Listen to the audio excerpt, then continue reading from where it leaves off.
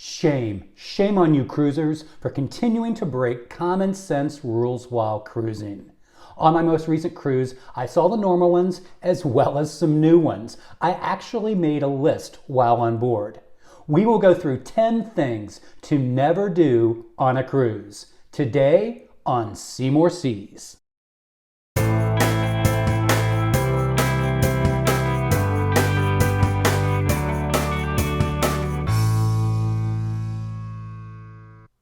Hi everyone, and welcome back. Today we are going to review 10 things that you should never do on a cruise. You should also always consider not doing these in any type of public areas while traveling. Hi, if you're new here, I'm Doug with See More Seas, your cruise tips and planning channel, where I hope to help you and your family pick, plan, and enjoy your next cruise vacation. If you find this video helpful in any way, always do give it that thumbs up and consider subscribing. I am growing my channel and I so appreciate you being part of the C team. So thanks again, and let's get started. We will go through some of the most common rules that are broken by both experienced cruisers as well as first-time cruisers alike. I saw many of these on my most recent cruise, and there were a lot of first-time cruisers on board because of the very low fares for this particular cruise. So I wanted to remind everyone that you are in a public space and everybody around you wants to have the same great experience as you do. Follow these simple rules and make everybody's experience a good one. This is also to protect you from getting in possible trouble with the cruise line or adding any undue frustrations to your cruise vacation. I think one of the number one rules that are broken by first-time cruisers and even experienced cruisers is smoking on the balcony. This is absolutely not allowed, and it's also extremely dangerous. If you are flicking your cigarette off of your balcony, that could blow back into an open deck and start a fire. Fire is the number one danger on a cruise ship, and it's also extremely disrespectful to those balcony staterooms around you. My neighbors on my recent cruise both smoked on the balcony. I asked them to stop twice, and they did it for the entire length of the cruise. It was quite annoying every time I opened up my balcony door and my stateroom filled with cigarette smoke. So don't be that person. Also on this cruise, there were several times that on the open upper decks that you had a few groups of people also smoking pot. So that's one really good way to get kicked off of a cruise ship. Also, there was tons of vaping in public areas, both around the pool as well as in the inside lounges. I really couldn't believe this, and a lot of the other passengers, we were all kind of looking at each other saying, why isn't someone stopping this? So I don't think it's very respectful to be vaping in a public area when you're surrounded by a number of other guests. I don't know, guys. Am I crazy? Do you think it's acceptable to be vaping in the public areas? Let me know in the comments below. So something that I find extremely disrespectful when in a public area is when you are watching your phone, you're watching a video, you're watching a YouTube, and you have it on full speakerphone, full volume, and you're disturbing everyone around you. There was a couple sitting in an inside lounge, and they were watching some funny YouTubes and actually laughing full voice at these videos. And so it got quite annoying, and many people that were sitting around them got up and left. I was one of those. I came back about an hour and a half later. They were still sitting there and they were still watching these videos. I could not believe it, and I really ask you to be respectful in those types of situations. Nobody wants to watch your videos with you, and they just wanted to sit there, have a cocktail, and enjoy their own conversations. So as we are on the topic of being respectful in public areas, One of the other things is that if you are traveling with a family with small kids, or you might be a little overserved late at night going back to your cabin, please be quiet. Don't run up and down the hallways. Don't yell at one another in the hallways. People are trying to sleep, and this goes for during the afternoon as well. So just be respectful and make sure that you do realize that there are many, many other guests around you and that you should be respectful. Another one that's happening much more often is fighting. What is going on some of these ships? We did have a situation that happened on the very last day of our cruise. Now, this was a very tense situation due to the fact that we were delayed 3 hours getting into port because of a tragic man overboard situation where we had to stay out to sea to search for this individual. And then the clearance of the port authorities took much, much longer than expected, and everybody was waiting in the public areas and in the promenade, and it got to be a little bit intense. But most everyone handled it extremely well, but there were a few fights that broke out, and many of these individuals were arrested.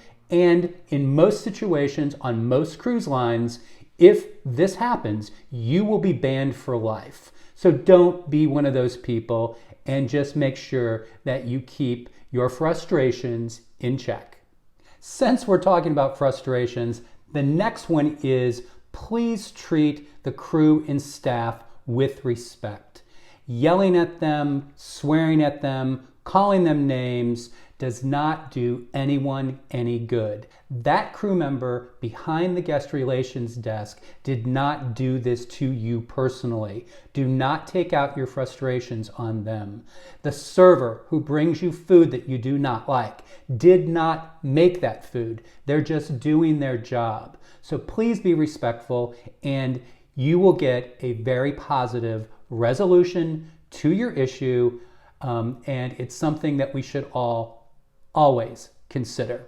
One of the new things that I just learned on my recent MSC cruise is that in the daily planner, they ask you not to leave your room service items outside of your cabin door, but to keep them inside your cabin.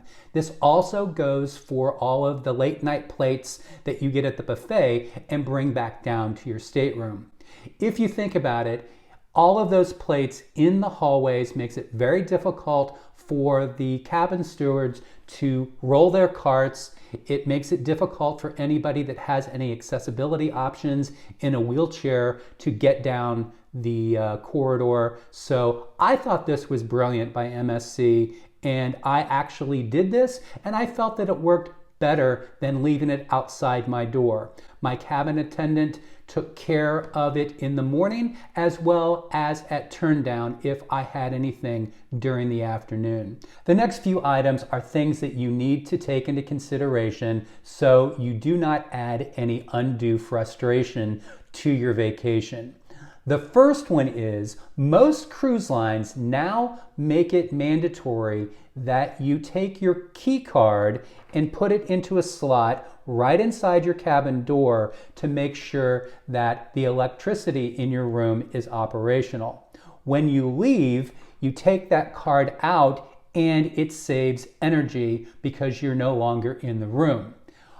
What you don't want to do is to leave that key card in that slot and go downstairs, try to exit the ship, go try to buy a drink, because you're going to have to probably wait in line to get a new key card to get back into your cabin, or hunt down your cabin steward if it happens to be during that time when they're in the hallways remaking all of the rooms. You also don't want to raid your minibar. Even if you have the drink package, in most situations, other than the higher level suites, the mini bar is not included in your drink package. Many first-time cruisers do not realize this, and they get a big shock because it's not only not included, it's also very expensive. So make sure that if you do want a cocktail and you have the drink package, go to one of the internal lounges, not your mini fridge. The next thing to always remember and make sure that you don't do is skip the emergency muster drill. Now, many of the cruise lines have made this much easier, where on the app on your phone, you can watch the safety video prior to boarding or once you get on board, and then just simply have to go to your muster station and get your key card scanned, stating that you've seen how to put on the life jacket and you know where to go. So this has been made a lot easier, but still people skip the muster drill and it delays you leaving port. These names are constantly called over the intercom, and if you do miss it on day one, they will come find you, take you to the auditorium or the theater the next morning at say 9:30, and you'll sit through the entire long muster station drill. So take time out of your afternoon and make sure that you go. On my recent MSC cruise, you were able to watch it in your stateroom, but for whatever reason, everybody had to go down the stairs at the same time to their muster station to get their key card scanned. So, social distancing, I don't think this is a part of the MSC procedures anymore, and it was kind of annoying. Number 10 is a big one and a very important one. Make sure the night before you leave the ship that you have settled your onboard account with the cruise line. Many times you can view this on your stateroom television as well as the cruise line app. The worst thing that could happen is that if for any reason, say you were in the Bahamas, you bought something in Nassau and your credit card company flagged it because it was an international purchase, and the cruise line is no longer able to process your onboard account. Make sure your balance is zero prior to going to debarkation, because when you give your key card to that crew member to get off the ship, it's going to say that you have an onboard balance. You're going to have to get out of that big line that you were just waiting in and go to the line at guest services, further delaying your debarkation. So make sure that you check this onboard account often and that you have a zero balance before you head off the ship on the last day. So some of these never do on a cruise ship rules basically boil down to be respectful of those other passengers and guests around you. They're on vacation too, and if you follow those rules, everybody's going to have a great experience.